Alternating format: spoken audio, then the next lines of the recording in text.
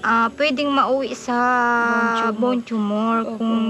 kung yung kalagayan ko ng fracture sa buto ay hindi maayos. Paano yun kung may maintenance si nanay, kung may mga gamot siyang pwedeng yung pang araw-araw niyang iniinom, paano niyo nabibili yun, Kaela?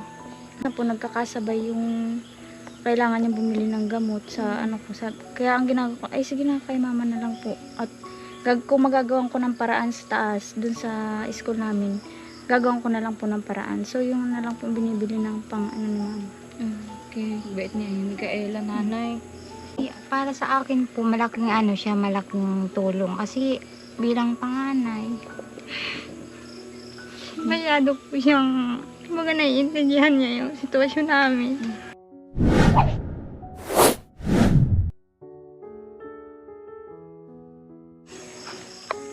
Once again mga kalingap, ngayong araw ay nandito tayo sa isang barangay dito sa Kapalongga at medyo malayo po ito sa Kabayanan at ayan, hapon na tayong nakapunta dito sa na-scout po namin ni Mars TV Channel at subukan po nating interviewin kung deserve po nilang matulungan at kung naka-line up po sila sa criteria ng kalingap at samahan nyo po kami mga kalingap.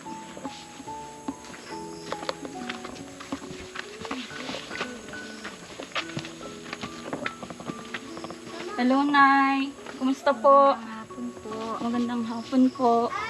Hello, Mikaela. Kumusta? Ilang taon ka na, Mikaela? 20 years old po. 20 years old. Anong year ka na sa college? Third year college. Ano yung course mo? Education pa yung ginawa kong course kasi yun po yung available dito sa namin. Sa School. Dito lang din sa malapit sa inyo, no? Ano pong nangyari kay nanay? Ito yung nanay mo, yung mama mo? Opo, siya po yung mama ko. O, anong nangyari sa kanya? Bakit ganito kapayat?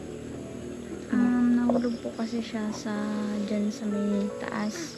Kaya po, nagkaroon po siya ng fracture po sa ganito and hindi po agad na gamot. Kaya po, parang lumalaan na po yung kondisyon niya and kinain. Parang yung immune system niya po parang humihina na po. Kaya po ganyan yung nangyari sa kanya. Ano naman daw po yung findings ng doktor, di ba po, na pa-check up nyo na po siya? Sabi po ng doktor, kailangan niya po kailangan lang daw po niya ng pahinga para po yung buto niya magkabit ulit. At saka po ulit siya titingnan kung may pagbabago po. Nagme-maintenance naman po si nanay. Meron po sa kanyang binigay na gamot pero paubos na rin po yun. Okay. Anong mga hanap buhay nila, Mikaela, yung magulang mo para makasurvive kayo, makapag-aral kayo ng mga kapatid mo? Ilan kayong magkakapatid? 6 po. Okay. Anong trabaho nila? Si Papa po, lang po siya, farmer lang po. Oo, magbubukid. Sarili nyo yung lupa nyo. Hindi po. Lang po, pinapabukid lang po ng may-ari. Okay. Sapat naman yun, Mikaela, para matustusan kayo lahat. Sa totoo lang po, hindi. Oo. Kasi po, minsan naman po, wala po siyang trabaho. Siguro minsan po, 1 week, wala po, straight po yun, wala po siyang trabaho. Okay. Tapos pag nagkakatrabaho naman po, 500. Dito lang din po napupunta sa loob ng bahay lang din po yung pangbili ng kung ano-ano dyan sa kusina. Ganun. Okay. Yung allowance mo, paano mo nairaraos yun? Saan mo kinukuha yung allowance mo araw-araw? Syempre. Ginawa ko po para po ma-survive ko po yung pag-aaral ko. Nag-student assistant po ako dyan po sa school para po yung tuition ko po libre na pero ang babayaran ko na lang po yung nasa clearance po na binabayaran namin. Okay. Every yun, ilang buwan bago ka magbayad, ganun? Sa isang sem po may nakakalimang exam po kami so 5 beses po kami nagbabayad ng tuition. Okay, hindi ka naman nalilate ganun, nakagkakautang. Dati po, nung hindi pa po ako SA dyan, nalilate po ako. Minsan nga po hindi po ako nakaka-exam kasi required po sa ibang subject na kailangan mo munang maklear yung clearance mo bago ka mag-exam. Kaya po, hindi po ako nakakapag So, ang ginagawa ko po, nakikiusap na lang po ako dun sa mga teacher para po pa-examine po ako. Okay.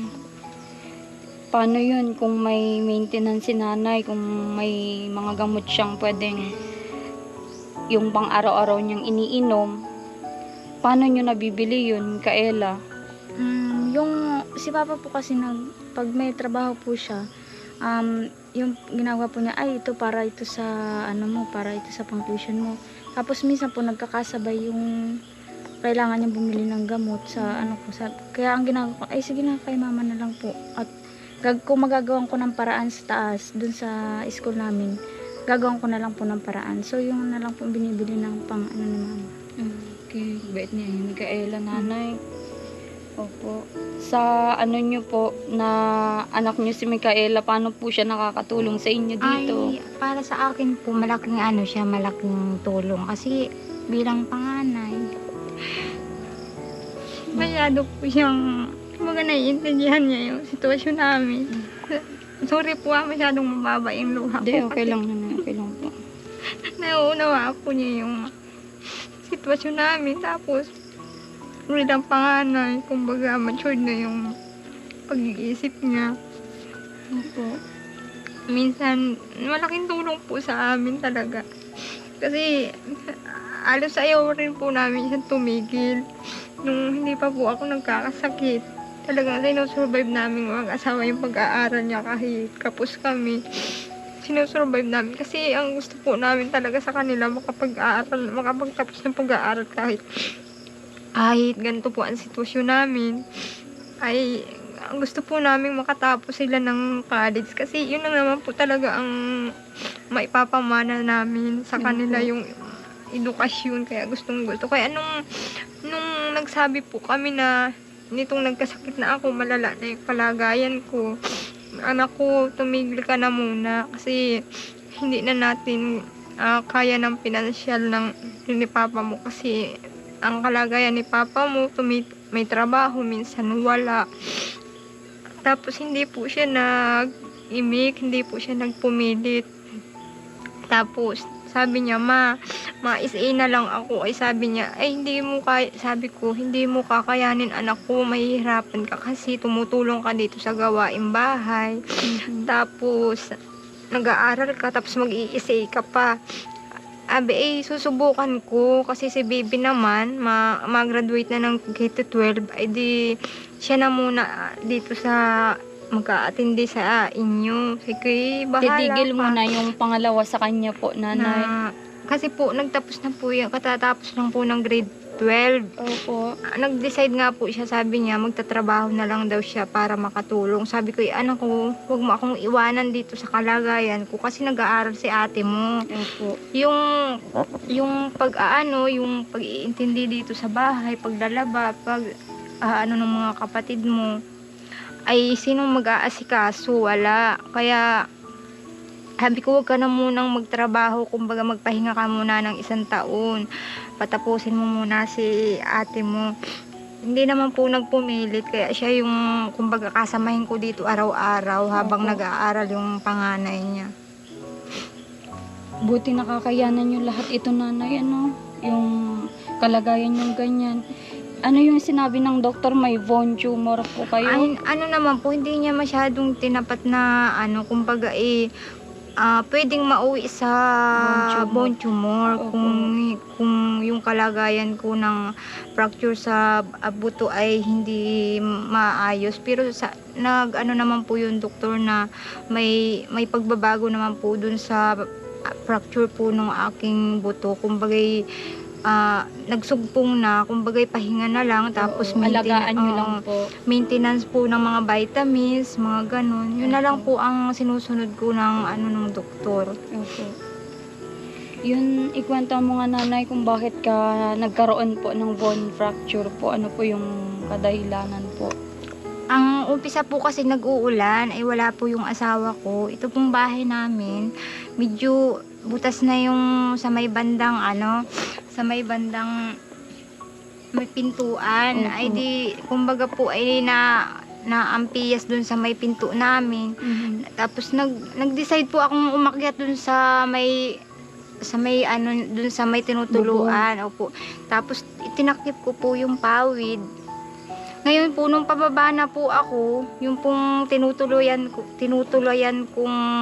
2x2 na kahoy, nag-crack po siya at pala malutong na. Ngayon, kumbaga lumambitin po yung isa kong paa, hindi ko na balance yung katawan ko.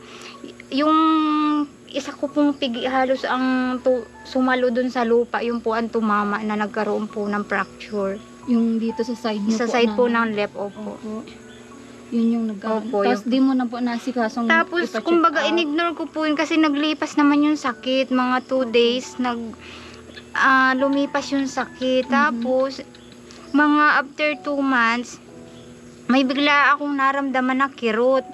Sabi ko, baka pilay hangin lang. Doon na po nag-umpisa yun yung pagsasakit-sakit. Utay-utay po hanggang sa yung sakit niya medyo na sakit ng bahagya na hanggang sa lumala po yung sakit. Kumikirot po siya. Tapos hindi ko na po siya nailalakad ng normal na as in yung paglakad ko po ng tuwid. Hindi na po medyo ika-ika na ako kasi masakit na siyang ilakad. Tapos bumagsak na po yung katawan niyo, Tapos nanay, ng napapansin ganyan. po nila na bumabagsak yung sabi nila may sakit ako. Sige, wala man kasi wala naman akong nararamdaman akong utay-utay na pong bumabagsak yung katawan ko. Hanggang sa Ilang doktor po yung pinuntahan niyo, nanay, para ipa-check up po kayo? no, po, yung sa bone tumor po, bali sa provincial po galing po kami ng 1 week, bang tawag doon, yung nagtagal po kami ng 1 week. Ay nagtagal naman po ako ng 1 week kasi yung pong orthopedic ay linggo na nagdating sa Hinantay po niyo inintay po yung namin yung doktor, oo. kaya kami ng 1 week. Tapos inaano po kami sa PGH ng Maynila kasi wala daw po doong kagamitan. Sabi ko ay ang tanong po nung doktor, makakapunta ka ba ng Maynila? Sabi ko ay hindi po kami makapag-decide kasi wala po kami pera na iaano sa Maynila. Tapos hindi naman po agad kami makapag-decision kasi pera nga po ang problema. Yun nga po yung mahirap. Opo. Tapos tumagal po siya ng mga 2 months po ako narito sa bahay, papahinga lang. Kung pag may masakit, mainom ng pain reliever. Tapos yung mga herbal na iniinom. Nung sigido na po ng sakit, nag-iiyak na ako. Tapos sabi nung biyanan ko, nag-decide na po siya na dalahin na ako sa BMC Naga. Tapos yun nga po, kaya sumakit pala. Sumabay pa yung matinding acute UTI ko, sumabay pa rin dun sa pagsakit ng fracture ko. Okay. Kaya halos Sabay-sabay na po, doble nga po. Doble yung Grabe yung ang pahirap na sa akin. dadaanan niyo po. Sa kalagayan ni mama mo, Micaela, ano yung mo, nararamdaman mo din? Siyempre po, bilang anak po, naawa po kay mama, tapos dito rin po sa sitwasyon namin. Pero kung pangingibabawan po ako ng lungkot, hindi ko po mapapagpatuloy yung pag-aaral ko, mas lalo po kami malulubog sa kahirapan. Galing naman ni Micaela. Malakas yung loob niya, yung fighting spirit, Micaela. Oo, believe ako sa niya. Tingnan niyo mga kalingap, yung bahay nila ay sobrang liit din. Paano po kayo natutulog dito, nanay? Sa pwede po namin pakita, nanay? Yung mga kalingap. Medyo madilim lang ngayon mga kalingap, pero ayan po yung nila, tahanan nila. May isang electric fan, yung ginagamit nila. May sarili po kayong kuryente po. Nakikikabit lang po kami dun. Nakikitap lang po kami saan. Diyan po sa loob, ang kalagayan po ng namin dyan pagtulog, dyan po ako sa katri. Kasi po yung sitwasyon nung hita ako, gusto kong may sandalan kapag masakit siya. Kaya, Tapos yung mga anak niyo sa baba tapos na yung po. mga dalaga ko po, andyan. Meron naman po kaming katri dun sa kusina. Doon Ito naman po yung opo. kusina nila. Oo, doon naman po kawid yun. din po. Oo, mga doon naman kalingap. po yun asawa ko, tapos yung isang anak ko, doon po natutulog yung binata ko. Opo. Ganyan po ang sitwasyon namin dito sa... Yung mga anak mo ba, nanay, wala pang mga trabaho yung ibang kapatid ni Ay, wala Micaela? po, kasi siya ang panganay po ay... Ah, si Micaela ang ano hindi naman po, panganay. hindi naman po yan nagtigil simula nung talagang tuloy-tuloy po siya sa pag-aaral. Malakas yung loob niya po, pati din kayo, nanay, at nalalabanan niyo yung sitwasyon na ganyan. Itong first vlog natin, nanay, huwag kayong mag-alala, hindi po ito yung una't huling pupuntahan ko kayo, basta may blessing at may tutulong sa inyo, yung chance na may tutulong sa inyo na kababayan natin sa ibang bansa ay pwedeng matulungan kayo sa panggamot nyo at kay Micaela, allowance niya. Di ba nag-start ng klase nyo, Micaela? Hindi pa. Nag-start na po. Ah, okay. Oo. Magkano ba yung allowance mo every day?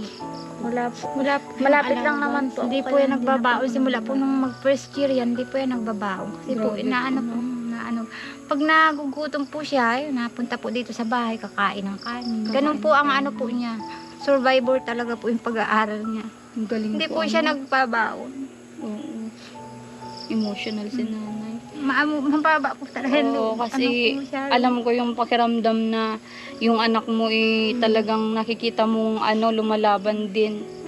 Kasi yun naman po talaga ang gusto namin. Kasi yung makatapos sila ng pag-aaral. Kasi sa sitwasyon po namin, yung edukasyon po ng magulang nila, parehas kaming hindi nakatapos ng pag-aaral na kumbaga ako bilang magulang, parang ang taas din naman ng ano ko ng araw na ang magulang ko din ay mahirap. Parang kumbaga, idun ko na lang sa anak gawin. Oo. Patapusin ko siya Kung ng ano yung pag-aaral. hindi mo naranasan Opo, noon, hindi ko sila na na-achieve, lang. opo, hindi ko Opo. na-achieve sa ano na gusto kong makatapos ng pag-aaral. Kaya yun ang inaano ko, sabi ko, ang edukasyon ang ipapamana namin sa inyo, hindi man magarang kung ano-anong bagay na yun na nakikita nyo sa iba. Edukasyon ang napakahalaga, yun ang iaano namin sa inyo. Tama po yun. Opo. Ngayon, bigyan kita, nanay, ng pang-assistant sa inyo at pasensya na kayo, hindi po kami nakapag-groceries kasi medyo na ngayon. Linggo po ngayon ay mga sarado ang eto po, nanay, Salamat po. Oo. Micaela, sa makatulong sa inyo. Ayan nyo, at sa susunod makapagdala ng groceries, bigas. Ano ba yung pwede namin maitulong sa iyo, Micaela, sa pag-aaral mo? Siguro po na lang po yung kailangan ko po ngayon ay cellphone po or kasi po nagagawa na po kami ng lesson plan. Wala po akong magamit na Wala kang cellphone.